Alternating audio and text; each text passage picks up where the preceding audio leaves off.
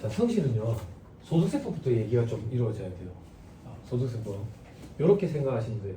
여러분들 이제 회계사무실에서 오신 분들도 좀 많으니까 장부를 해보면 그런 사람들 있잖아.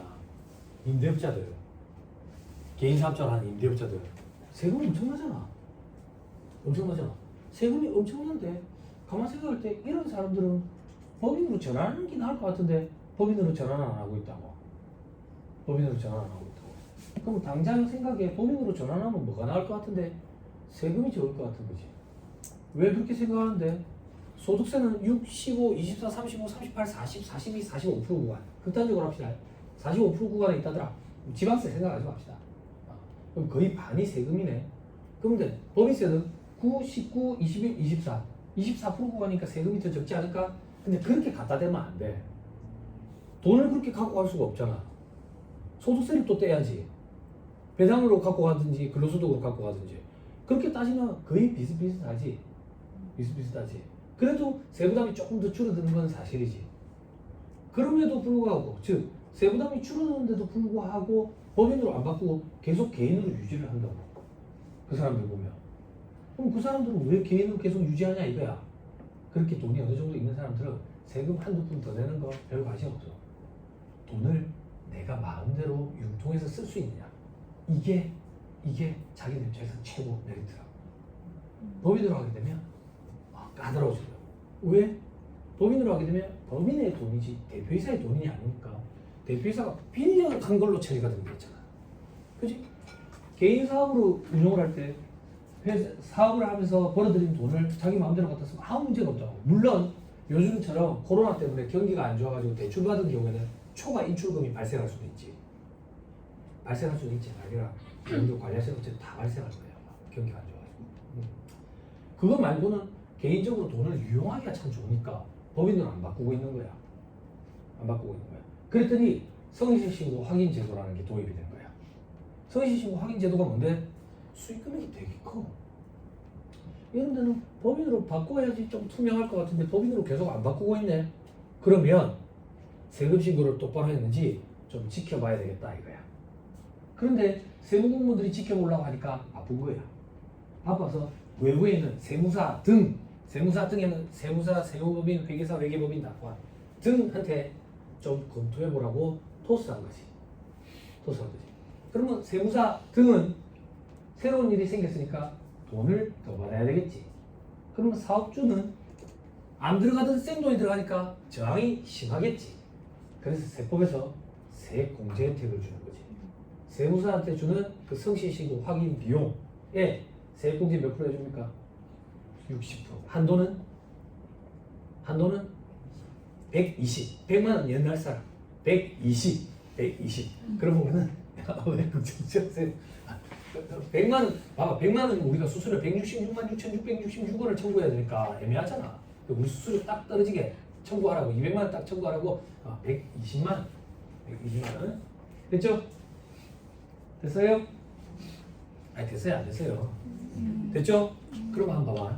까다로워진다고. 뭐가 까다로워지는데? FM으로 장부를 하거든. FM으로. 물론 여러분들 그런 일이 없겠지만 물장부도 안 되고 100원도 가공경비를 넣으면 안 된다고. 왜? 세무사 등이 징계받거든. 자격증 날아갈 수도 있다고. 수수료 그거 받고 자격증 걸까? 안 그래. 절대 안 그러지. 그죠? 그죠? 그러면 뭐야? 내가 여태까지 세금을 많이 내면서도 개인으로 유지했던 이유는 돈을 마음대로 쓰려고 그랬는데 이제는 뭐 법인이랑 마찬가지네. 성실신고 확인 제도라는 게 도입돼가지고 그럴 것 같으면 차라리 세금이라도 한 푼 줄이는 게 안 낫겠어? 법인 전환을 고려하게 되겠지. 그죠? 그래서 법인세법에 성실신고 확인 제도가 도입이 됐죠. 어떤 사람들? 개인으로 성실신고 확인 대상 사업자들이 법인으로 전환하는 경우에 성실신고 확인 제도를 3년 동안 적용을 받아. 또 어떤 사람들 우병법 적용 대상 법인들 성실신고 확인 제도를 적용받아. 그러면 세무사들한테 성실하게 신고했는지 확인해달라 하겠죠. 그럼 확인 비용을 청구하겠죠. 그럼 저항이 심하겠죠. 세액 공제를 해줘야 되겠죠. 몇 프로 세액 공제? 60%. 한도는 150만. 법인세법은 150만. 그럼 수수료 250% 청구하면 돼. 응? 그죠? 아니 여기 사무장님들 계시죠? 그죠? 직원분들도 있고 언니 결상수수료 별도로 이? 별도로 받아야 돼. 별도로 그지? 일이 많아. 그죠? 그리고 100원도 넣어주면 안 돼. 100원도. 응? 그러니까 100원도 넣어주면 안 되니까 세부담이 늘어나는 거 아닙니까? 다른 데도 100원도 안 넣어주면 돼. 뭔 세부담이 늘어. 그죠? 세부담이랑은 상관이 없지. 왜 상관이 없는데? 소득금액 기준을 가지고 성실신고 확인 대상 사업자 여부를 판단하는 게 아니라 수익금액 가지고 판단하니까. 수익금액 가지고 우리는 과세하는 게 아니라 주머니에 남은 소득금액을 가지고 과세하는 거지. 그게 조금 아쉽긴 하지. 소득금액 기준으로 했었으면 실질적으로 진짜 소득이 많은 사람들이 성실신고 확인 대상 사업자가 될 건데 아무튼 법 규정이 수익금액 기준으로 하도록 돼 있지. 근데 뭘 좀 주의해야 되는데 우리 복식장부냐 간편장부냐. 복식장부는 뭔데? FM으로 장부하는 걸 복식장부라고 그래. 그럼 간편장부는 대충 해도 되는 거야? 대충 해도 되는 게 아니라 간편장부라고 부르는 장부가 있어. 간편장부라고 얘기하면 동생들은 대충 하는 건가? 아니 간편장부라는 게 있어. 근데 그게 요즘에 간편하지 않아. 점점. 그 간편장부 대상자, 복식부기용자 이걸 어떻게 구분한다? 수익금액 기준으로 구분한다. 근데 그때 수익금액은 직전 사업년도 수익금액이야. 수익금액이 도대체 무슨 얘기입니까? 매출액이라고 생각하면 좀 편해. 매출액과 일치하지는 않지만 직전 사업년도 수익금액 가지고 판단하는데 성실신고 확인 대상자 사업자 여부 판단은 당해 사업년도 매출액을 가지고 수익금액을 가지고 판단하기 때문에 신규 사업자인데도 불구하고 성실신고 확인 대상 사업자가 되는 경우가 있다라고 어제 사례 말씀드렸죠. 동파이프 배관업체 그죠? 나이가 커가지고 됐죠? 됐나요? 그랬더니 우리나라 사람들이 어떤 사람들이야? 유대인 다음으로 길들이기 힘든 민족들. 얼마나 똑똑해. 똑똑해. 그래서 짱구로 불리는 거야.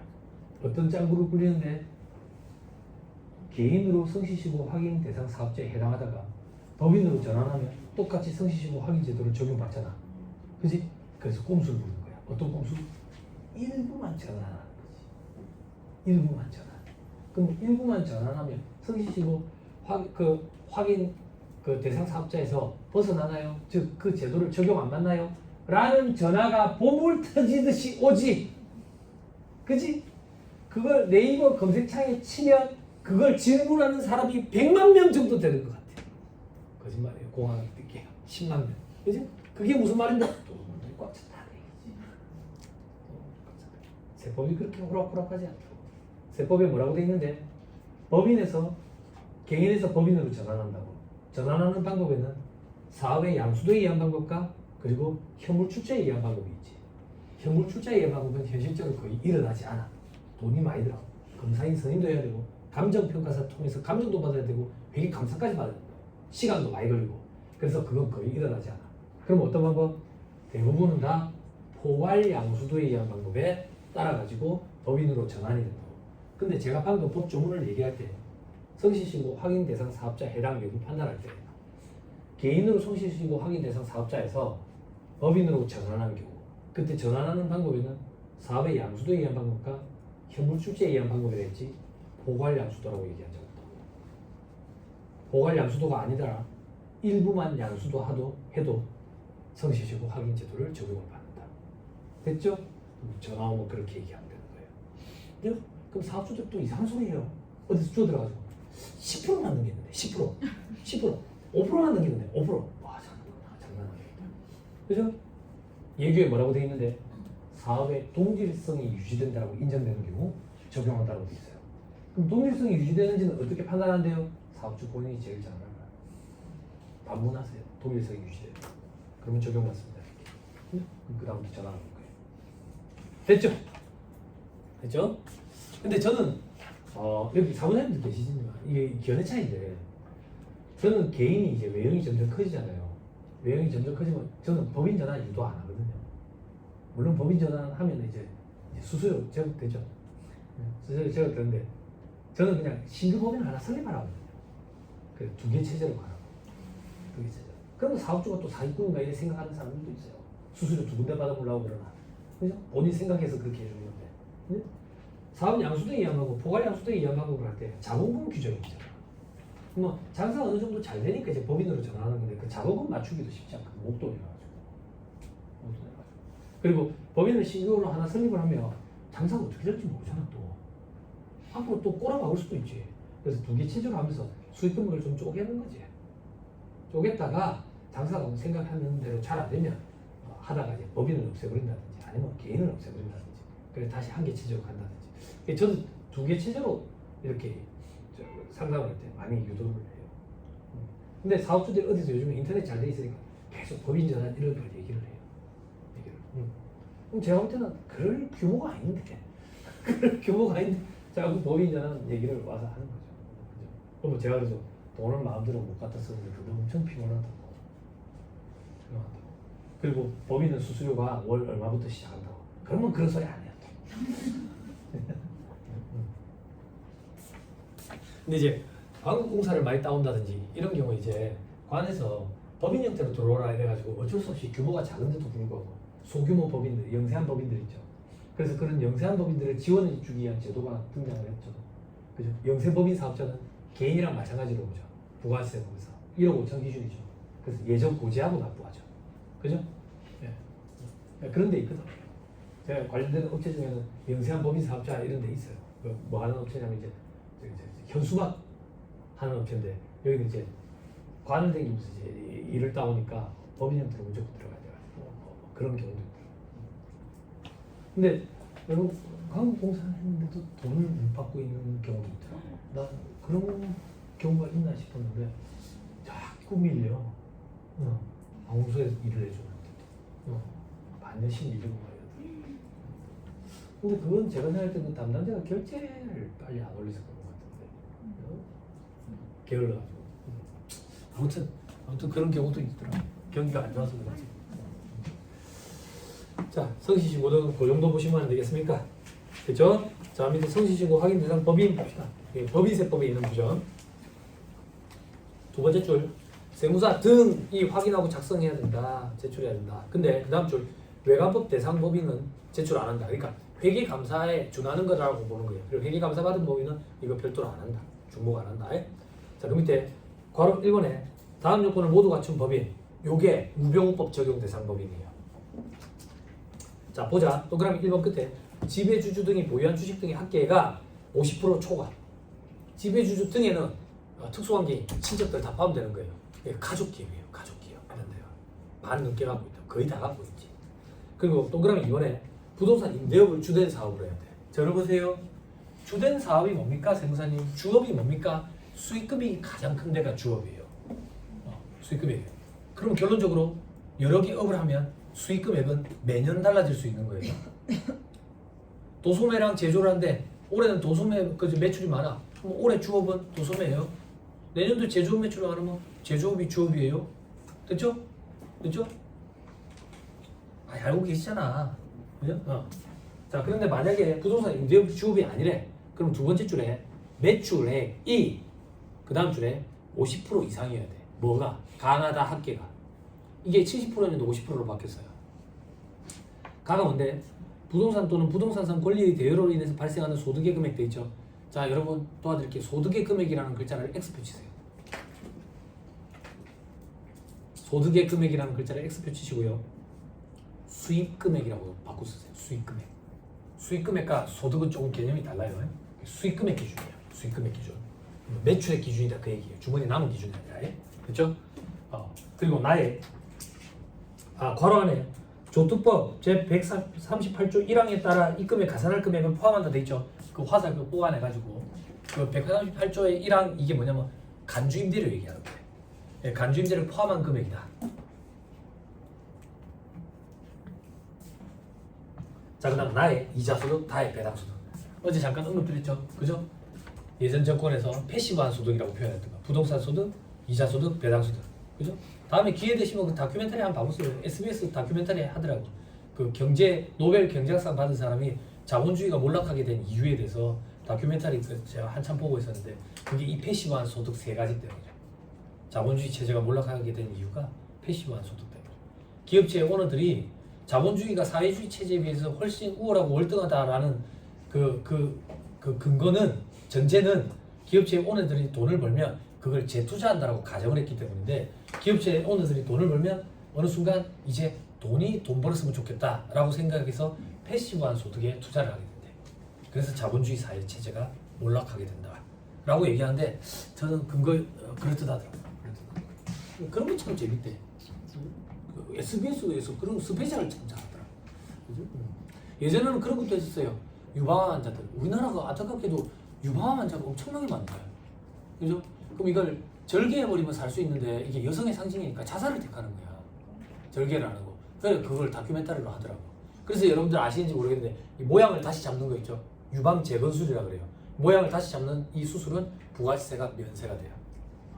면세가 돼요. 그때 다큐멘터리 할 그 시기에 한참 이슈되더니 부가세법에 유방 재건술이 면세 규정으로 들어오더라고.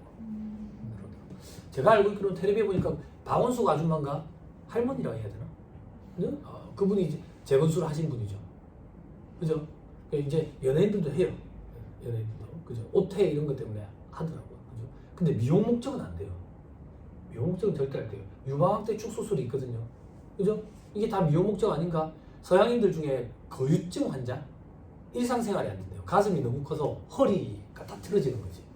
그래서 유방 축소술을 받는데요. 그건 치료 목적이죠. 그런 거는 면세돼요. 근데 미용 목적이면 과세되고요. 요거 아감면 교정술, 양악수술이라고 그러죠. 부정교합이 심해가지고 하면 치료 목적이기 때문에 면세가 돼요. 근데 예뻐 보이고 싶어 하면 부가세가 과세되고요. 뭐 그렇더래요. 무시술, 무신 제거술, 피어싱, 이거 콧뚜레, 콧뚜레.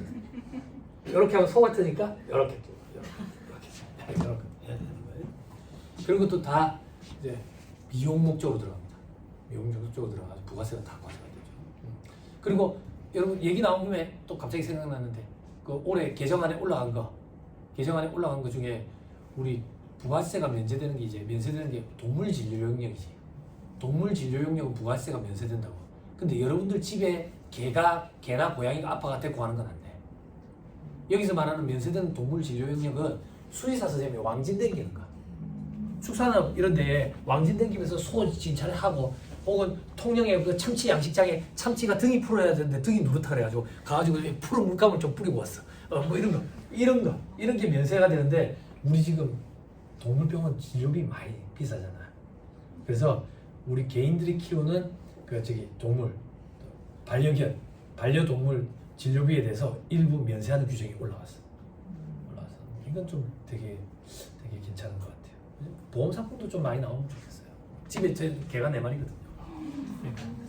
한번 개가 아파가지고 피를 토하고 쓰러진 적이 있는데 동물병원도 그 2차 동물병원이 있습니다. 응급실이 있고 24시간 하는 동물병원이 이제 해운대 장산에 있어요. 3일 입원시켰는데 병원비 400만 원 나왔어요. 그러니까 동물은 사랑하는 마음만 가지고는 절대 못 키워요. 어쩌겠어요. 저는 개를 절대 싫어하진 않습니다. 저희 와이프가 엄청 좋아해서 그렇지. 자, 그런 것들이 또 개정안에 올라가 있으니까 또 한번 지켜보시죠. 어떻게 통과되는지. 자, 그리고 동그라미 3번에 해당 사업문제 상시 근로자수가 5명 미만. 근데 이 상시 근로자 수 5명 미만에는 최대 주주와 특수관계에 있는 사람들 배제한 나머지 남. 근데 그 남이 기간제, 계약직 이런 사람들은 안 돼요. 그리고 정규직으로 해서 원천세 신고가 들어가고 있는 게 확인이 돼야 돼요. 원천징수 인정사항 신고서. 그러니까 가족기업이다 이거야.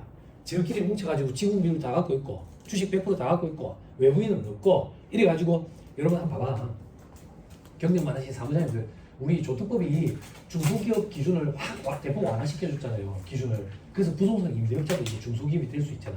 이 부동산 임대업자 저 가족들끼리 모여가지고 법인 꾸려가지고 접대비 막 쓰고 다니는 거야. 중소기업에 해당하면 접대비 한도가 3,600원 시작하니까 막 엉청망청 쓰는 거지. 영심이 맨날 가는 거야. 아니 이게 그러다 보니까 이런 규정들이 생깁니다. 이런 규정들이. 네.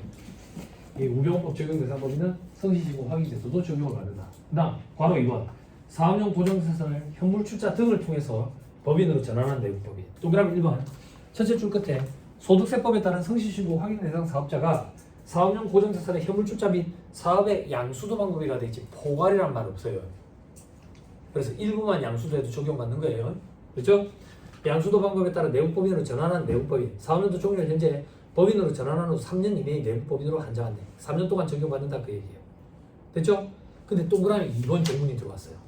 동그라미 2번 정문. 와, 나 이거 보고 진짜 우리나라 사람들 머리 진짜 좋구나. 첫째 줄 끝에 전환에 따라 경영하던 사업을 1에서 정하는 방법으로 인수한 내국법인. 이건 무슨 말인데? 봐봐. 진짜 우리나라 사람들이 보통이 아니야. 개인으로 성실주고 확인제도를 적용을 갖다가 법인으로 전환했는데 법인세법에도 성실주고 확인제도가 있대. 그래서 내가 이걸 이 사람 법인은 한다고. 바지 사죠. 한다고. 그럼 이 사람은 적용을 안 받을 거예요. 그래서 법이 조문을 집어넣어서 이 사람도 적용을 받아야지. 그럼 어떻게 적용받는데? 저를 봐봐. 제가 법인으로 전환했죠. 전환해가지고 1년 장사를 했대. 그리고 이 사람한테 팔았대. 그럼 이 사람은 2년 동안 적용한다. 합쳐서 3년. 합쳐서 3년 적용하는 거야. 무슨 말인지 이해했죠? 대단하지 않아요? 그 좋은 머리를 좀 좋은 데 쓰면 참 좋지 않겠어요? 응? 됐습니다. 성실주고 확인자는 세무사 등 그리고 밑에 성실주고 확인서의 제출. 자, 두 번째 줄 4개월. 즉 너가 세금 신고 똑바로 해라. 아니면 반 죽여버린다. 대신에 한 달 더 줄게. 4월 말까지. 소득세법. 너가 세금 신고 똑바로 해라. 아니면 반 죽여버린다. 한 달 더 줄게. 6월 말까지. 그래서 우리가 4월에도 못 쉬고 6월에도 못 쉬는 거야. 됐지요? 됐습니다. 넘어갑니다. 다음 페이지는 뭐 성실주고 확인서 되어 있는데 이거 말고 첨부 소리 많아요.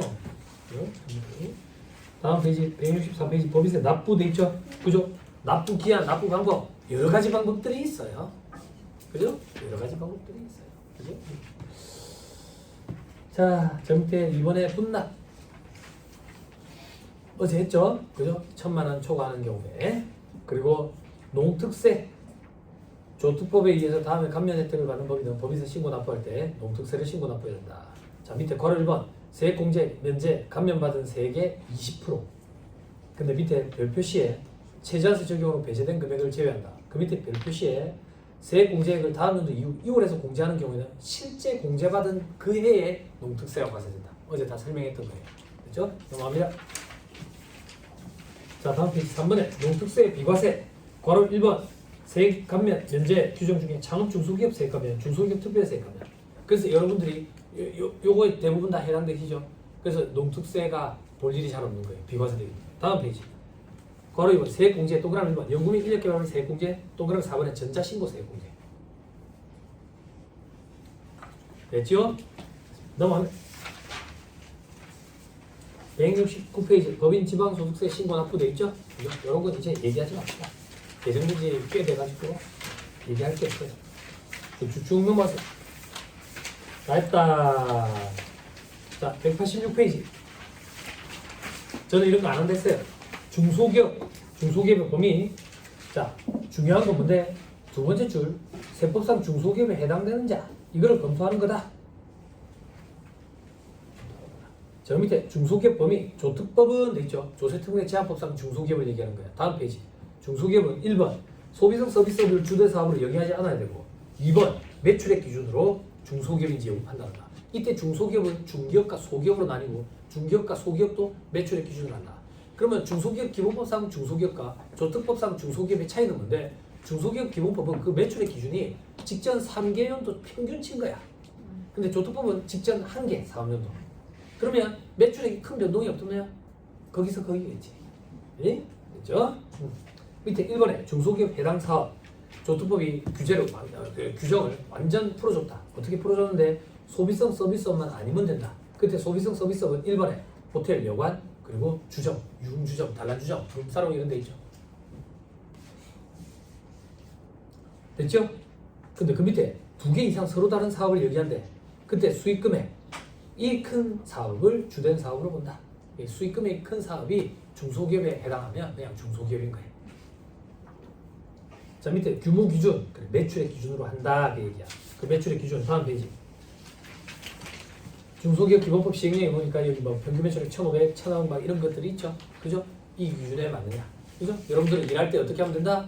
업체 전화해서 중소기업입니까? 네. 끝. 됐죠? 근데 혹시나 올해 법인세 신고할 때 조금 시간적 여유가 생긴다면 중소기업 기준 검토표 한번 천천히 읽어봐봐. 우리 여태까지 거기 클릭하고 들어가서 불러오기 하고 저장하고 다 잤잖아. 그지?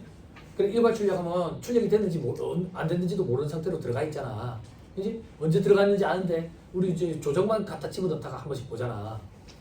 예, 요번에는 꼭 숙제 중소기업 기준검토표라는 걸 찬찬히 한번 읽어보자. 그 칸이 참 많거든. 근데 빈칸도 많아. 숫자가 들어간 데만 찬찬히 한번 읽어보자. 아, 이런 걸 가지고 중소기업이 이걸 판단하는구나. 이렇게. 됐습니다. 나머지 보지 마세요. 쭉쭉 넘어. 195페이지. 중소기업 적용 유예돼 있죠. 그 유예기간이라고 많이 들어보셨죠? 세계 4년, 3년. 요게 올해 올라간 개정 안에 보면 이제 5년으로 바뀌는 걸로 이제 올라가 있어요. 혜택을 좀 더 많이 주겠다는 얘기죠. 그죠? 어쩌겠어요. 법인세 세율을 못 내린 마당에서 이제 기업체들 이제 감면 공제 규정이라도 좀 많이 줘야지 경쟁력이 좀 있지 않을까라는 방향을 잡은 것 같아요. 넘어갑니다. 다음 페이지 196페이지 중소기업에 대한 세제 지원. 봐봐. 혜택이 엄청 많죠? 그죠? 6월 교섭금 공제한도 없죠? 기업업무 추진비 저때비 한도가 3,600으로 시작하죠. 결소금 소급 공제 가능하죠. 그죠? 이거 뭐 폐업 앞둔 회사들만 하지만 좀 그렇지만 그죠? 그리고 분납기간 한 달 더 주죠. 밑에 칸에 외상 매출금 대손처리 특례돼 있죠. 그죠? 그때 오른쪽에 2번 있죠. 그죠? 뭔 소리인지 모르겠어요. 거래일로부터 2년이 경과한 외상 매출금 및 미수금은 대손처리 가능 출처놓으세요. 뭔 소리인지 몰라도요. 대손 파트에서 이거 기억을 상기시켜 드릴 거예요. 출처놓으세요. 자, 내려납니다. 우리 여기 그렇죠. 예, 줄치시고 그렇죠. 그렇지. 네. 대손금 할 때 여기 다시 얘기할 거예요. 그죠? 이것도 굉장히 큰 혜택이에요. 그래서 중소기업은 2년 이상 경우는 대부분 다 대손 떨고 말죠. 그죠? 못 받고 있는 거예요. 소멸시 완성 3년까지 기다릴 필요가 없는 거다 그 얘기예요. 자, 밑에 아까 언급했던 거 직원에 대한 주택 구입 자금, 임차 자금 대여에 업무와 가지금 범위에 집어넣지 않아요. 직원이에요. 근데 이 직원이 최대 주주랑 특수관계가 있으면 안 되죠. 그렇죠? 그것도 추가로 조문이 들어왔어요. 그런 얘기 있습니다. 다음 페이지 조건부상 지원 내역 요약돼 있죠. 그죠? 요약만 가지고 어떻게 일을 하겠어요. 그죠? 창업 중소기업 세액감면 크죠. 특히 청년 창업은 엄청 크고 중소기업 특별 세액감면도 크고 저 밑에 보면 연금의 인력개발비 세액공제 중소기업은 이거 최저세도 안 걸리죠. 그죠? 다음 페이지 198페이지 제일 밑에까지 근로소득 증대 기업 뭐 세액공제 이런 거 있죠. 그죠? 다음 페이지 고용을 증대시킨 기업에 대한 세액공제 통합 그죠? 어제 얘기해줬어요. 그죠? 나머지 보지 맙시다. 200페이지 제일 밑에 최대주주 주식 할증평가 안 해요. 중소기업은 할증평가 이런 거 들어봤어요? 처음 들어봐요? 할증이 뭐야? 썰차지 얘기하는 거잖아. 돈을 더 달라 하는 거 더 나는 거 그게 할증이잖아. 그러니까 이 얘기야. 제가 삼성전자 주식을 파는 거랑 이재용이 삼성전자 주식을 파는 거랑 느낌이 다르다 이거야. 좀 불쾌하네. 이재용이가 삼성전자 주식을 파는 거는 경영권도 같이 포함되어 있다고 보는 거예요. 그래서 주식 평가를 했을 때 그 주식가에게 일정 금액을 더 더해요. 경영권까지 묻어 있다고 봐서 그걸 경영권 프리미엄 이렇게 표현해요. 그래서 최대 주주들이 주식을 파는 거는 경영권이 묻어 있기 때문에 20% 할증을 해야 된다. 이게 최대 주주 할증 평가인데 중소기업은 한시적으로 안 하고 있는데 한시적으로 안 하고 있은 지 꽤 됐어요. 그래서 이렇게 안 할 것 같으면 그만 아예 중소기업이든 뭐든 하지 말자라고 안이 올라갔는데 그게 이제 삭제가 돼버린 거예요. 그럼 현행 그대로 중소기업은 할증 평가라는 걸 계속 안 한다.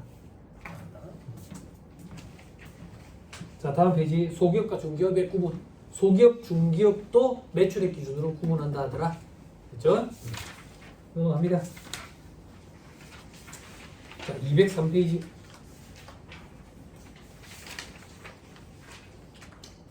중소기업 회계처리 특례돼 있죠. 그죠?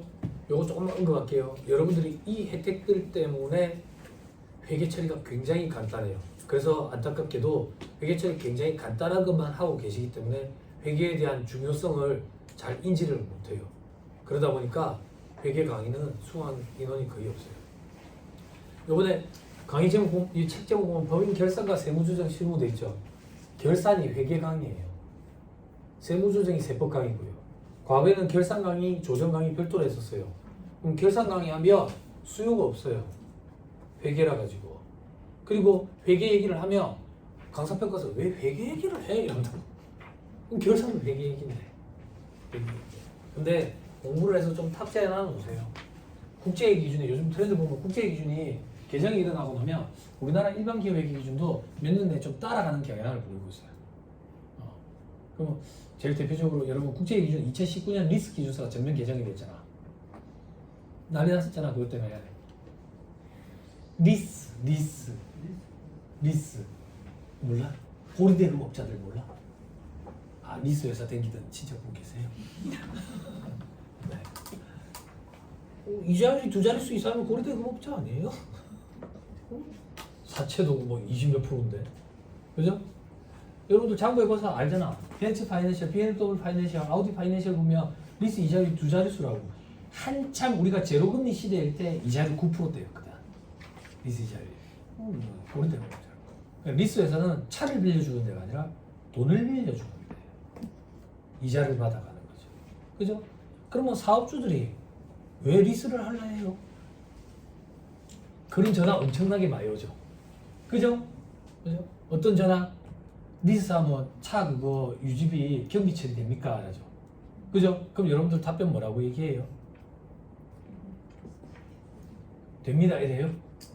됩니다. 여러분 할부로 사면 경비 처리 안 돼요?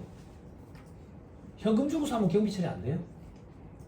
장기 렌트 하면 경비 처리 안 돼요? 다 되잖아요. 다 되잖아요. 근데 사업주들이 왜 자꾸 그렇게 묻는데? 사업주들이 인터넷에 정보를 잘못 습득을 해가지고 리스를 해야지만 꼭 경비 처리가 되는 걸로 착각을 많이 하고 있어요. 그죠? 차 사와서 알잖아요. 차는 어떻게 사는 게 가장 싸게 사는 거예요? 현금 주고 사는 거죠. 그죠? 그 다음이 할부죠. 할부죠. 그죠? 리스는 이자율이 너무 세잖아. 그죠? 저기 할부 사면 지금 한 6%까지 되나요? 할부 이자율이 한 6%까지 올라가는 것 같아. 기준금리 올라갔으니까. 그죠? 그래도 리스나 렌트보다는 싸거든. 싸거든. 그럼에도 불구하고 개인 자영업자들이 리스나 렌트를 하는 이유는 뭐죠? 비용이 작게 나가니까. 아니니까. 할부로 하면 할부 매월 할부금 내는 게 훨씬 더 싼데 이자율이 5% 6%던데 리스는 10% 이상인데 왜 리스를 해요? 아니 알고 계시잖아. 언니 해줘요. 건강보험 때문이잖아. 건강보험. 근데 직원이 있는데요? 그러면 뭐 때문인데? 대출 때문이잖아. 대출 한도에 안 걸리니까. 할부로 사면 그게 내 대출로 잡혀가지고 사업자금 대출이 안 나온다고. 내가 대출 한도가 만약 2억이야. 벤츠 S클래스 사면서 1억 그 대출을 받았어. 그러면 한도가 1억으로 확 줄어버리잖아. 1억을 소련 말로 부외 금융 효과 이렇게 표현한다고. 근데 내 대출로 안 잡히기 때문에 대출 한도가 많이 나오는 거지. 그것 때문이지. 그리고 직원이 없는 상태에서는 이게 내 재산에 들어가가지고 부동산으로 들어간다고. 자동차는 등록하는 순간 부동산으로 들어가. 등록하기 전에 번호판 달기 전에는 동상이야. 자동차는 독특해. 등록하는 순간 부동산으로 들어간다고. 그래서 그 내 재산으로 잡혀가지고 건강보험 영향을 미친다고. 그런 것 때문이지. 그러니까 리스 이자율이 높음에도 불구하고 개인 자영업자들 그거 계산기 두드려 보는 거야. 건강보험이랑 그 대출 내 한도 그거 따져봤을 때 리스 하는 게 차라리 나는 낫겠네. 이렇게 판단하는 거지. 안 그래? 그냥 빌려 타다가 다른 걸로 바꿔타려고요? 리스 만기됐을 때 인수할 수도 있잖아. 계약 조건에 따라. 그런 건 이유가 아니야. 근데 사업주들은 항상 리스를 해야지만 경비 처리된다고 착각을 하고 있는데 경비 처리는 다 되지. 그지? 물론 부가세 공제는 안 되지. 그지? 비영업용 소형 소형차니까. 비영업용 소형 소형차 규정 알죠? 그죠? 우리 나중에 업무용 소형차에서 할 건데 법인세법에 업무용 소형차, 부가세법에 비영업용 소형 소형차. 그죠? 우리는 배운 사람들이죠? 이 용어를 혼용해서 쓰면 무식한 거예요. 그죠? 법률 용어 확실히 써야지. 그러면 법인세법상 업무용 소형차, 부가세법상 비영업용 소형 소형차의 규정은 어디에 근거를 놔두고 있는데 개별 소비세법상 과세대상 승용차. 즉, 두 개 다 출처가 같다고.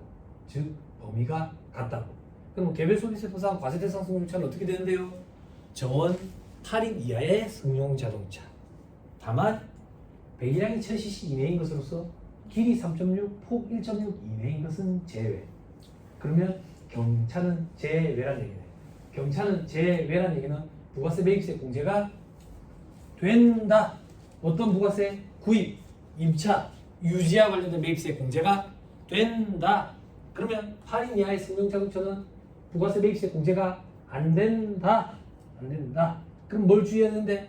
카니발이 7인승이 있고 9인승이 있다. 중소기업체 오너들 카니발 9인승을 사가지고 좌석 다 뜯어내고 퍼스트 클래스 좌석으로 개조하고 썬팅 농도 찍게 해서 그죠? 고속도로에 버스 전용 차선으로 달려버린다고. 그죠? 그래서 카니발 9인승 생각보다 많아. 그런 생각 안 해봤어? 오너가 가족이 몇 명인데 왜 9인승을 타지? 아 셋인가? 그런 생각 안 했어? 그렇게 개조해 타고 다닌다고. 카니발 9인승은 매입세 공제가 된다. 7인승은 매입세 공제가 안 된다. 그 우리나라 국산차 중에 펠리쉐이드라는 차가 우리나라에 나왔는가 봐. 근데 그 차가 9인승이 이번에 나오는가 봐. 이게 좀 주의해야 돼. 그리고 또 뭘 주의해야 되는데 세상이 달라져가지고 이제 기름차뿐만 아니라 전기차도 있거든. 전기차는 전격 전력 몇 킬로와트 이렇게 따지더라고. 이렇게. 그것만 있는 게 아니라 이륜 자동차도 들어가. 이륜 자동차가 뭐예요? 오토바이. 딸딸딸딸 거리는 거 그런 거 말고 웅웅 거리는 이런 것들. 125cc 초과 이런 거. 또 어떤 게 있는데 캠핑용 트레일러. 강의 때마다 얘기하죠. 그게 뭔데? 내가 갖고 싶은 거. 캠핑용 트레일러 그거. 그런 게 업무 승차 규정을 적용을 받는데 여러분 그 경차 기준이 길이 3.6, 폭 1.2인 거기 때문에 높이 기준이 없어가지고 높이를 높여가지고 실내 공간을 확보한다고. 그게 레이잖아. 그래 애기 엄마들은 레무진이라고 얘기한다고. 레이가 자전거를 안 접고 그대로 들어가. 그걸 내가 눈으로 봤어. 그러니까 안에 실내 공간이 엄청 넓은가 봐. 그러니까 막 짐차로도 쓰고 그러더만. 그 레이라는 차가 엄청나게 팔려나와 경차에. 그러니까 그 현대자동차에서 가만 보니까 같은 형제지만 배가 아프거든. 우리도 좀 팔아먹고 싶거든. 그래서 뭘 내놨어? 유령을 내놨지? 캐스퍼를 내놨잖아. 캐스퍼를. 근데 캐스퍼를 내놨는데 보니까 레이가 전기차를 출시했는데 잘 팔리는 거야. 배가 아프거든. 그럼 이제 유령도 전기차를 내놔야 되겠지? 전기차를 내놔놓고 출시를 하려고 딱 하는데 경기가 안 들어온 거야. 그리고 미국 대선이 있었던 거야. 흥선대원군이 된 거야. 우리 어떻게 해야지? 우리나라에서도 팔려고 내놓으면 안 팔릴 것 같네. 그럼 어떻게 하면 팔리지? 값을 낮출까? 값을 낮추면 안 되는 거야. 다른 자동차들 가격까지 영향을 미치니까. 그래서 현대자동차에서 크기를 키워버렸어. 그래서 캐스퍼 전기차는 소형차 기준이에요. 경차가 아니야. 저도 요번에 알았어. 트레이너다가. 그런 건 좀 주의해야 되겠다고. 그러니까 여러분들 갖고 있는 사전식을 가지고 경차가 아닌 거 판단하지 말고 홈택스 들어가서 꼭 검색해봐. 응? 꼭 검색해봐. 그죠? 헬리시드가 그 차도 7인승까지만 있었다면 원래. 근데 9인승 나온다잖아. 9인승. 그죠? 애는 안 낳는데 9인승. 그렇지. 캐스퍼 전기차가 그거는 이제 크대 소형차네. 그런 걸 좀 주의하셔가지고 보시면. 돌아갑시다. 자, 중소기업 회계처리 특례 밑에 회계처리와 재무제표 표시. 여러분 회계 공부 꼭 하세요. 그러니까 자, 시가가 없는 파생상품 평가. 파생상품은 하지 마세요. 파생상품은 주식하면 나만 한강 가면 되는데 파생상품 하면 가족수 손을 다 잡고 한강 가야 돼. 큰일 나요. 우리나라 파생상품으로 우리나라는 후진국이기 때문에 돈을 딸 수가 없어요. 유럽이 선진국이에요. 유럽이. 선물, 선도, 수합, 옵션 이런 거. 밑에 시장성 없는 지분주권 평가도 있죠. 시장성 없는 지분주권은 그냥 시도원가 그대로 냅둬도 돼. 즉 평가를 안 해도 된다 그 얘기야. 그럼 시장성 없는 지분주권이 뭔데? 여러분들 장부에 달려있는 그 비상장 주식 얘기하는 거. 중소기업 특례인 거야. 그 밑에 지분법 적용 대상 지분주권 평가. 지분법 이런 거 안 해도 돼. 지분법 넘어갑니다. 장기연 물조건의 매매거래, 장기금전 대차거래, 채권 채무 평가할 때 명목 금액을 가액으로 할 수 있다 돼 있죠. 그죠? 원래 원칙은 현재가치 평가라는 게 이루어져야 되거든. 근데 중소기업은 현재가치 평가 이런 거 안 해도 된다 그 얘기야. 그래서요, 여러분들 필요성 느껴. 현행회계는 처음부터 끝까지 현재가치 평가거든. 근데 현재가치 평가를 안 해도 되니까 여러분들 필요성을 아예 못 느껴. 근데 이게 시대 상황이 자꾸 급변하잖아. 그러니까 어떤 시대 상황이 언제 또 돌아야 할지 모르니까 공부를 좀 미리 해놓으셔야 안 되겠어. 그죠? 제가 한 번씩 깜짝깜짝 놀라는 게 뭐냐면 내 주머니에 동전 하나 없어. 지갑을 열었는데 1,000원짜리도 하나 없다고. 1,000원짜리. 근데 사는데 지장이 없어. 그죠? 현금의 기준, 현금의 중요도가 확 떨어져가지고, 그죠? 그죠? 그럼 제 생각에 재무제표 구성 요소 중에 현금 흐름표가 다른 걸로 바뀔 수도 있어요. 처음 들어봤어요. 그 현금 흐름표는 현 시대 상황에 맞춰가 재무제표 중에 하나를 선택해서 쓰고 있는 거예요. 회계 공부를 해보시면 그런 걸 좀 심도 있는 공부를 해보시면 아는데 그거 말고 이제 다른 걸로 대체될 수도 있어요. 물론 그런 시대 상황은 있었어요. 제가 2007년에 저기 금호아시아나 이제 그룹 공채로 들어갔을 때 주력 계열사는 매달 회장님 보고로 들어갔어요. 그 회장님은 이제 그 이제 광화문 본사 건물 신사옥에 있었어. 그래서 28층에 회장님이 계셔. 그럼 회장님 보고를 들어가면 회장님이 현금 흐름표만 보자라고 얘기를 해. 그 당시 시대 상황이 흑자 도산하는 회사가 많았어. 장사가 잘 되는데 현금 회전이 안 돼가지고 도산하는 회사. 지금도 그렇지. 응? 공사 해줘라 놓고 돈을 못 받아가지고 지금 많은데 꽉 찼잖아. 예, 그런 것처럼. 그랬는데 요즘에는 현금의 개념이 완전 이제 모호해지기 시작하지. 모호해지기. 그리고 우리나라도 그 수준을 안 밝히겠나 싶은데 우리나라 사람들 중국산이라면 되게 저기 비하 혹은 좀 패급이다로 생각을 많이 하시는데 제가 중국에 살 때부터 중국 물품 되게 퀄리티 좋았거든. 우리나라에 들어오는 건 이상하게 패급만 들어와가지고 뭐 그때 세국 정책을 펴서 그런지 몰라도. 근데 이제 자꾸 이제 지구촌 시대 이래가지고 개방이 되고 막을라 해도 이제 답이 없고 중국 전기차 있죠. 전 세계에서 기술력 제일 뛰어납니다. 제가 중국에서 살 때 이미 중국에서는 전기 자전거를 다 끌고 다녔어요. 테슬라는 자율주행 기술이 뛰어난 거예요. 전기차 기술력은 전 세계에서 중국이 제일 뛰어납니다. 배터리. 이미 중국에서는 배터리 교체하는 걸로 이제 출시를 해가지고 하죠. 그래서 전기 오토바이 같은 게 오면 배달 오토바이 전기 충전이 다 되면 이제 충전하려면 오래 걸리잖아. 또 오면 배터리 교체 끼워버리는 거예요. 중국은 이미 그래가지고 배터리 렌탈 사업이 또 이루어지고 있죠. 그 중국이 지금 제가 깜짝 놀란 게 중국에서 지금 핸드폰 없으면 택시도 못 한대요. 그 정도로 현금의 개념이 없어져 버렸어요. 카드의 개념도 없어지고 우리나라가 이제 뒤처지는 거예요. 그죠? 근데 우리나라도 그렇게 되고 있죠. 그죠? 제가 다른 지방에 강의하러 갔을 때 택시 못 잡아서 엄청 애를 먹었어요. 택시를 왜 못 잡는데? 그 마마보이, 와이프보이, 그 카카오 그 택시 그거 해본 적이 없었어. 그 카카오 택시 해본 적이 없어가지고 그 저기 인천 이런 데 강의하러 가면 인천 연수구에 있는 공단 있는 데에 상공회의소가 있어요. 거기서 강의를 하는데 오후 6시 강의 끝마치고 나오면 아무도 없다. 그 사람들 일찍 퇴근하더라. 길에 택시는 그냥 차도 없다. 어찌해야 되지? 와이프한테 전화해서 택시 좀 불러줘. 그러면 와이프가 카카오 택시를 불러줘. 근데 이제 내가 좀 해야 되잖아. 내가 좀 서울에 올라가고 그랬는데 그거 안 하면 택시 못 잡아. 이래가 택시 안 와. 이래가 더블 죄송합니다. 카카오 이거 안 하면 택시 못 잡아. 이제 핸드폰 없으면 아무것도 못 해.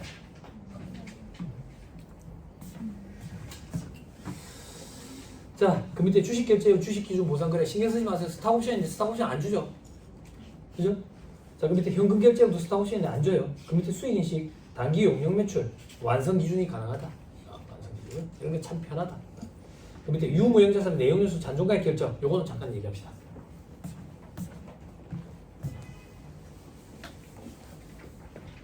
그러니까 분명히 이 IT 기기에 따라가셔야 됩니다. 연배 있으신 분들 아니면 안 됩니다. 나 나이 들어서 못 따라가서 핑계입니다. 핑계. 그죠? 신체 능력은 떨어지죠. 나이가 들수록. 근데 두뇌 활동은 20대랑 똑같습니다. 60대랑. 연구 결과 나왔죠. 우리나라에서. 그죠? 따라가셔야 됩니다. 아니면 불편함을 느끼게. 저 오늘 아침에 저 여기 올 때 엄청 좋거든. 와이프가 차 못 끌고 다니게 해 이제. 몸에 앉아 운동하라고. 그럼 아침에 지하철역까지 자전거 타고 가가지고 지하철역에서 이제 지하철 타고 오는데 그 와이프가 그거 줬어. 그거 이어폰. 무선 이어폰 기가 막힌다. 오늘 처음 해봤는데 와, 기가 막히더만. 주변 소음이 안 들려. 이거 끼고 자전거 타면 큰일 나겠던데. 사고 나겠던데. 아무것도 안 들리던데. 아무것도. 그래가지고 요즘에 오디오북이라고 있어요. 책을 읽어주는 거. 이거 참 좋아. 이거 참 좋아. 유인나 이런 사람이 읽어주는데 귀에다 속삭이는 것 같아. 너무 좋아. 막 잠이 잘 와. 잠이. 아침에 그 시간이 너무 좋아. 여기 올 때 이거 들으면서 오는 시간이. 문명이 이기가지고. 근데 전화가 울리는 거야. 방해하는 거지. 어떤 전화인데 평소에 연락도 없다가 급한 것도 아닌데 뭐 좀 해달라고 연락이 온 거지. 뭐 2021년에 세금계산서 발급한 거를. 그럼 아침부터 이렇게 짜증이 나지만 화를 내면 안 되니까 와이프가 긍정적으로 생각을 했어. 그런 사람 때문에 내가 먹고 사니까. 아, 저런 사람 때문에 내가 먹고 사는구나. 이렇게 긍정적인 마음을 갖고 여기 왔더니 이게 웬걸 컴퓨터가 있네. 위하고 세상 좋지. 위하고로 접속해가지고 세금계산서 캡처하고 바로 보내준다고. 맑은 대형 업체 거래처별 그거 필요하다 해가지고. 그죠? 왜 이거를 사용할 수 있어야 돼. 물론 좀 비싸지. 좀 비싸지. 근데 제가 써보니까 값어치. 그러니까 우리 이제 예전처럼 컴퓨터 서버용 컴퓨터는 우리 무조건 비싼 거 좋은 거였잖아요. 그죠? 막 우리는 막 몇 기가 몇백 기가 이런 거 쓸 때 우리는 1테라 2테라 이미 쓰고 있었잖아. 용량. 이제 그런 거 필요 없지. 그런 거 필요 없고 사무실에서 이제 막내 동생들 그런 것도 할 필요 없어. 막내 동생들 서버 앞에 가가지고 언니들 저 업데이트 좀 할게요. 그러면 언니들 잠깐만 있어봐라. 내가 뭐 하고 있는데 좀 기다려라. 찬 닫았다 해라. 뭐 업데이트 딱 하고 다 했어요. 이제 그럴 일도 없지. 그죠? 얼마나 좋아. 지금 한번 보세요. 감가상각합니다. 자, 1,000원짜리 자산을 하나 샀습니다. 정액법으로 감가상각할 건데 내용유수 5년이에요. 잔존가치는 100원이고요. 그럼 취득가액. 여기서 잔존가치 100원. 이걸 가지고 정액법이냐 감가상각비 내용유수로 나누니까 나눈 걸 곱하기로 바꾸면 분의 1이에요. 힘드신 분은 그냥 암기하세요. 나누기로 곱하기로 바꾸면 분의 1이 돼요. 분의 1이. 이렇게 감가상각비 이렇게 계산한다. 디프리시에이션이라 이랬을 거예요. 자, 취득원가 얼마인데 돈 주고 사 금액이 취득원까지 1,000원이라고 1,000원. 잔존가치는 얼마인데 100원이래. 내용유수는 5년이래. 잘 봐봐. 잔존가치는 뭔데? 내용유수 5년 쓰고 나서 고물사에 갖다 팔면 받을 수 있는 돈이 잔존가치야. 내용유수 5년은 내가 쓸 거라고 생각한 금액. 기간이야. 기간. 제가 이거 강의할 때마다 농담 섞어서 꼭 얘기한다고. 집에 가는 길에 고물상 아저씨라고 하셨어. 고물상 아저씨가 저한테 그래. 삼촌아 어디 가는 길인데 사업에 쓰려고 기계장치 하나 사가지고 가는 길이에요. 삼촌아 그거 몇 년 쓸 건데 한 5년 쓸까 싶어요. 그럼 삼촌아 5년 쓰고 나서 내한테 와서 갖다 팔아라. 그럼 내가 100원 쳐줄게. 예 알겠어요. 그럼 5년 썼어. 5년 쓰고 고물상에 찾아가잖아. 아저씨 안녕하셨어요. 그럼 아저씨가 그런다. 처음 뵙겠습니다. 처음 뵙겠습니다. 그게 무슨 말인데 여기까지는 회계였고요. 세법이야. 세법의 입장. 잔존가치 만부 내 생각이라고. 만부 내 생각이라고. 세법의 입장은. 내용유수 5년 닦고 조이고 기름치면 7년 쓸 수 있어. 험하게 쓰면 3년밖에 못 쓰지. 그럼 5년은 뭔데? 만부 내 생각이라고. 그럼 만부 내 생각과 만부 내 생각을 가지고 계산한 감가상각비도 만부 내 생각. 그죠? 이런 거 우리는 거짓말. 거짓말. 근데 회계를 하는 회계사들은 거짓말이라고 표현하면 기분 나쁘니까 추정치 이렇게 표현하는 거지. 추정치. 근데 세법을 다루는 세무사 입장에서는 말 같지도 않아요. 세법은 이런 거 안 키운다고. 이런 거 안 키운다고. 안 키운다는 얘기하는데 잔존가치 없어요. 얼마 받을 수 있을지 확신도 없잖아. 잔존가치 없어요. 세법은. 됐죠? 그리고 내용유수는 법에 정해져 있죠. 그리고 감가상각법도 법에 정해져 있죠. 그러면 회계적으로 합리적인 추정을 해서 계산한 감가상각비와 세법 규정에 따른 감가상각비 금액은 차이가 있을 수밖에 없겠죠. 그죠? 근데 여러분들은 감가상각비 명세서 합계표를 작성하면 항상 차이가 없죠. 그죠? 중소기업 특례예요. 중소기업은 합리적으로 추정하지 말고 처음부터 세법에 따른 금액으로 감가상각비를 계산해도 인정해 줄게. 그래서 차이가 발생하지 않는 거예요. 됐어요? 됐죠? 원래는 합리적으로 추정해야 되는 거예요. 그럼 생산자 비례법이 있을 수도 있어요. 연수학계법이 있을 수도 있고 이중체감법이 있을 수도 있고. 근데 여러분들 현업에서 일할 때 건물 구축물은 전부 다 정액법일 거고 기타 유형자산은 정률법일 거예요. 그거 세법이에요. 세법. 세법 규정에 따른 거예요. 됐죠? 그리고 건물은 40년 아니면 20년일 거고 철근 콘크리트 구조 길에 보이는 건 대부분 다 철근 콘크리트 구조. 그리고 요즘에 공장 건물 이런 거는 경량 철골조 이런 거 많이 해. 그런 것들. 혹은 이제 목조, 연화조, 블록조 이런 거는 20년. 나머지 유형자산은 5년. 그게 세법 기준에 따른 거예요. 세법 기준. 원칙적으로 그렇게 하는 게 아니거든. 됐지요? 재밌다. 시간 잘 간다. 그 밑에 칸에 법인세 비용 아까 언급드렸죠. 원래 법인세 비용과 산출세액은 다른 게 맞는데, 그죠? 세법상으로 그냥 같은 금액을 갖다 넣어도 된다. 그죠? 이렇게 달고 어차피 또 부인시키죠, 여러분들. 법인세 등 송금불사리 기타 사유출 처분함. 다 했습니다. 자, 그다음 재무상태표가 돼 있죠, 그죠? 자, 이양수 회계사님이 법인 결산 조정 실무책을 두 가지를 쓰세요. 요 책이 하나 있고 다른 책이 하나 있는데 다른 책은 조금 더 어려워요, 이거보다. 요 책은 회계처리는 이렇게 하고 세무조정 이렇게 이루어진다. 그래서 강의 들으시는 분들 입장에서 조금 더 나아요. 여러분들 그 사무실에 있는 10만 원짜리 책 있죠? 그거는 요거 말고 어려운 책의 원래 책. 예, 어려운 책 그거 짜기 하는 거. 근데 그것도 한번 보시면 좀 도움이 되실 거예요. 양대산맥 아니니까. 여러분들 법인 결산 조정 실무책 사무실에 이영호 회계사님 책 아니면 양수 회계사님 책이죠. 그죠? 이영호 회계사님이 이제 공저로 이제 김태원 세무사 그분이랑 이제 같이 책을 써가지고 하죠. 그죠? 그 지난달에 제가 법인 결산 조정 실무 강의할 때는 김태원 세무사님 그 책 그렸어요. 서울에 가면 계세요. 한번 인사했던 기억이 나요. 자, 넘어가면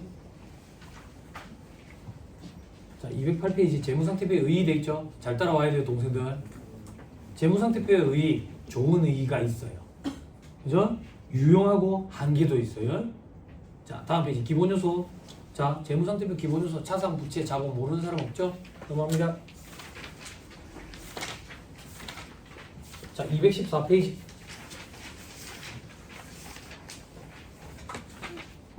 자, 기본 구조. 구조가 탄탄하네요. 그죠? 밑에 표시 잘해야 되겠죠? 그죠? 다음 페이지 216페이지 주석상 세상 살아가는 얘기 다 갖다 써놔는 게 주석이다. 그죠? 그건 도대체 무슨 말인데요? 우리에게 일어나는 일, 친구 믿고 땅을 하나 샀다 100억 주고 근데 친구를 믿었으면 안 되는데 1년도 안 됐는데 70억으로 곤두박질 쳤다. 피눈물이 난다. 팔지도 못하고 이런 걸 갖다 쓰는 게 주석이에요. 주석. 됐죠? 자, 다음 페이지 일반 기업의 기준에 따른 재무상태표 양식 또 나올 것 같네요. 그죠? 넘어가면 219페이지 금융자산 제가 강의 다 했어요. 뭐 강의 다 했는데 아까 그 단기매매증권 주의하세요. 단기매매증권 그거 주의하세요. 꼭 확인해 보세요. 그죠? 있으면 빨리 정리하세요. 그죠? 어떻게 정리합니까? 정리 못하는데 왜 정리 못해요? 손해봤으니까. 그죠? 그죠? 왜 정리하라는데요? 더 손해볼 거예요. 지금 빨리 손절하세요. 네? 자, 어떤 것들이 금융자산인데 그런가? 그러면 현금 이런 거. 넘어가세요. 자, 224페이지.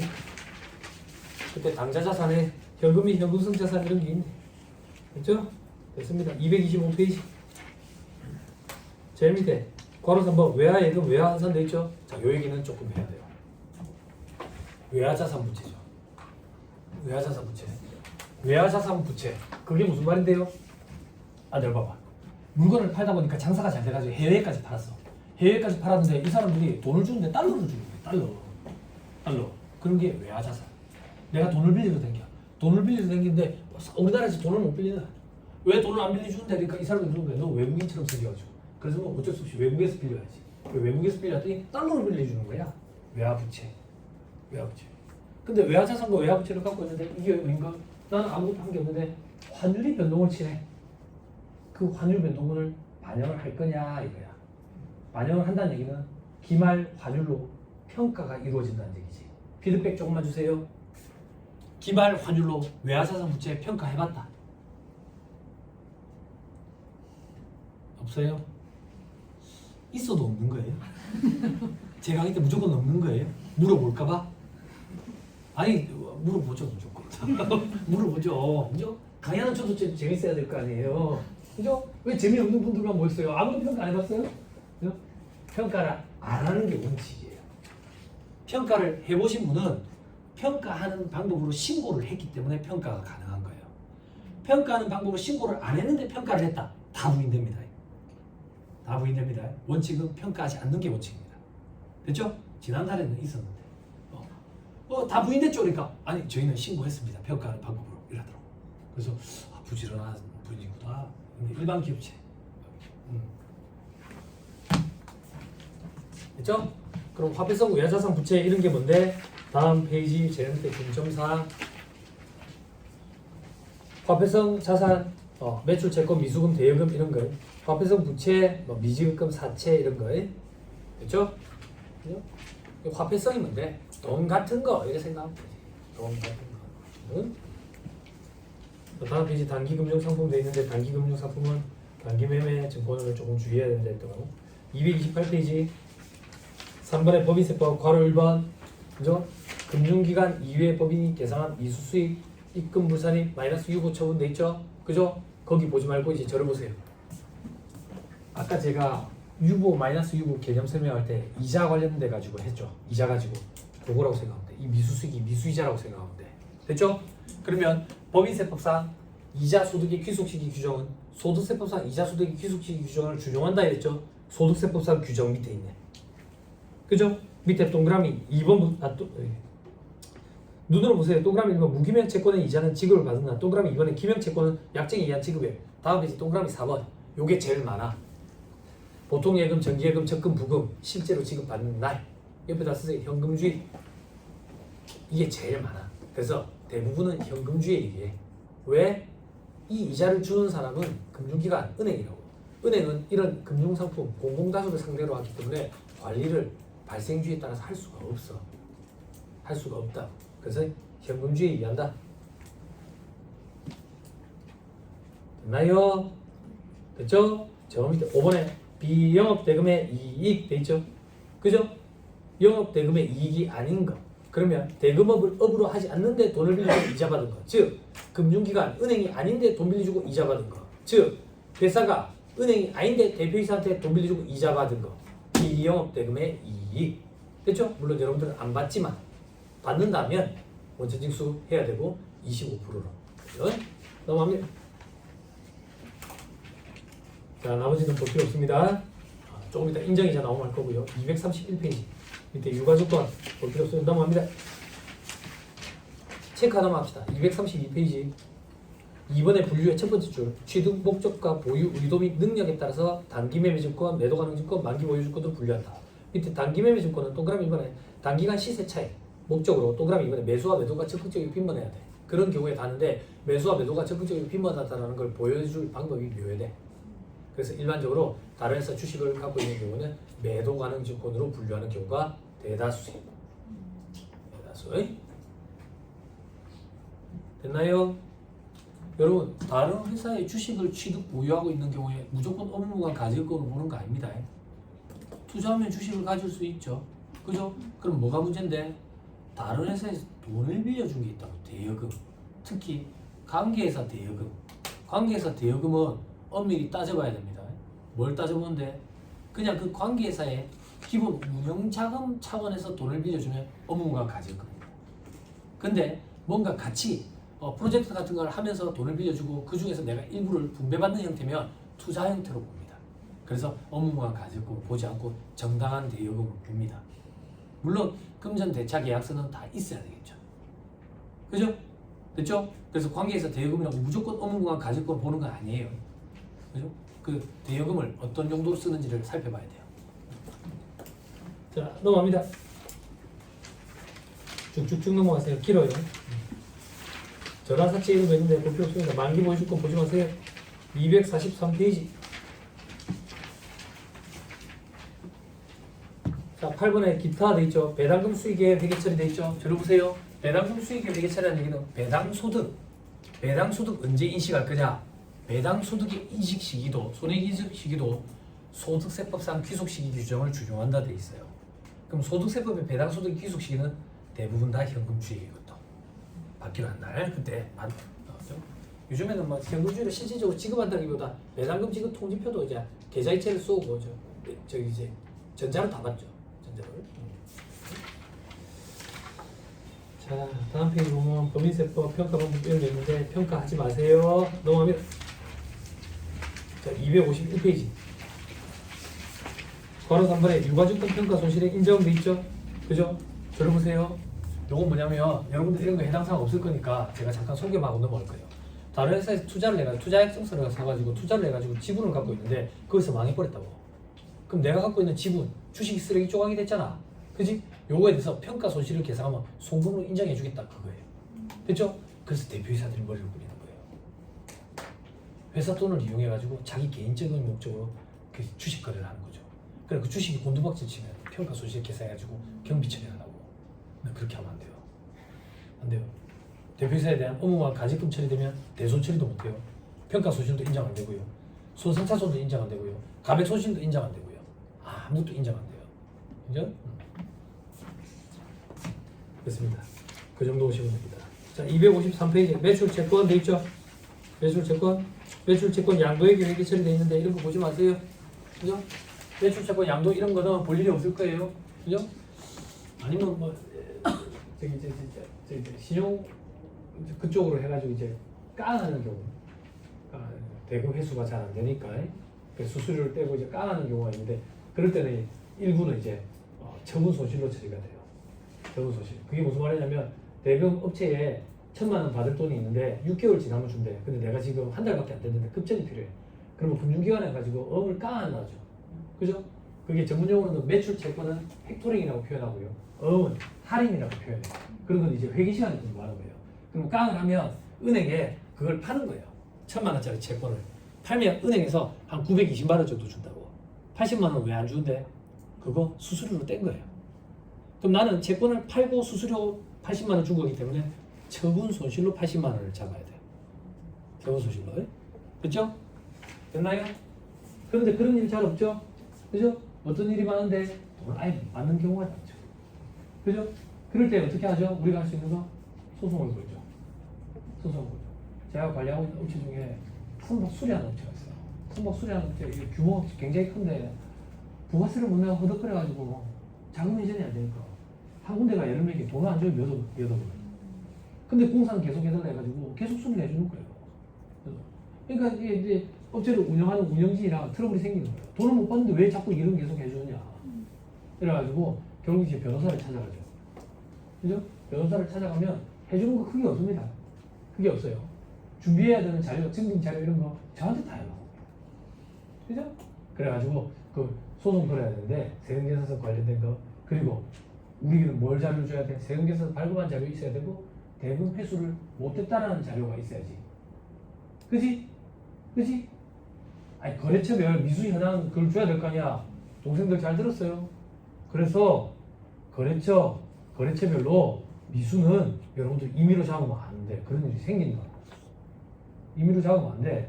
이걸 엑셀 파일로 저기 변화를 시켜가지고 거래처에 보내줘.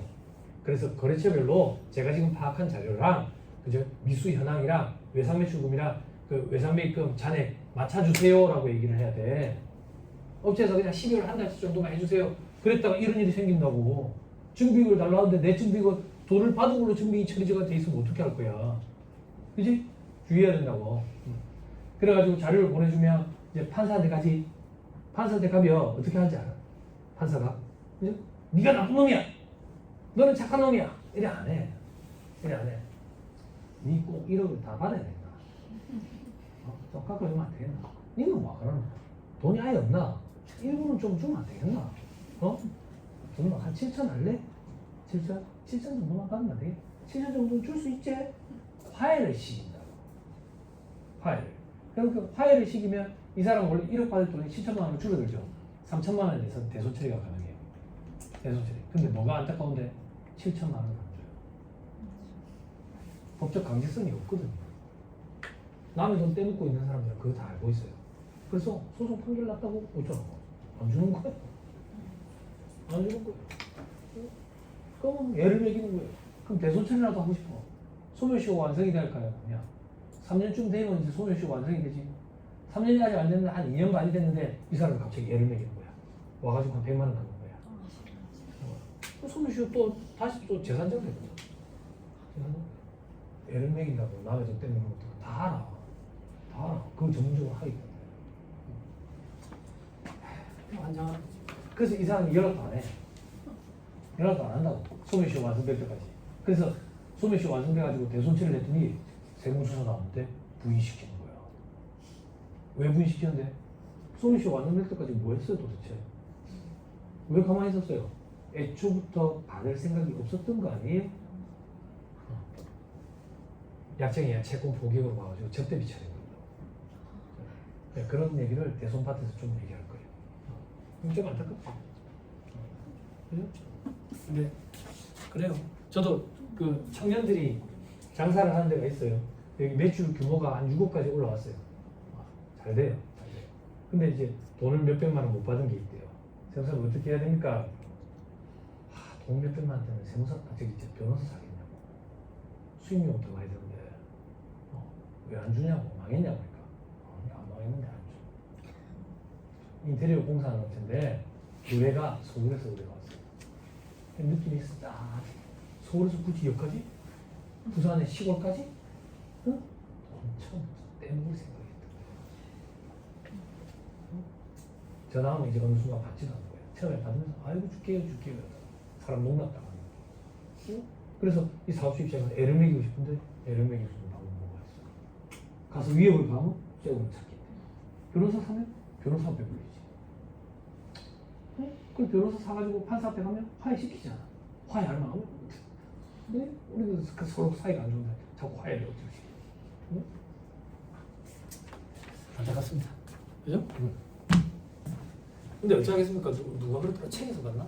그죠? 내 주변에 있는 사람들이 나를 사기칠 거를 걱정해가지고 내가 세상 살면 내가 참 피폐해진대요. 그죠? 사기치려고 내한테 접근한 놈은 내가 아무리 방어를 잘해도 사기를 친대요. 그죠? 그런 걸 미리 생각하면서 살면 내가 피폐해진대, 정신적으로. 됐습니다. 자, 258페이지에 아니나 다를까 대손 얘기가 나오네요. 그죠? 잠깐 끊었다가 대손 얘기 한번 해볼게요.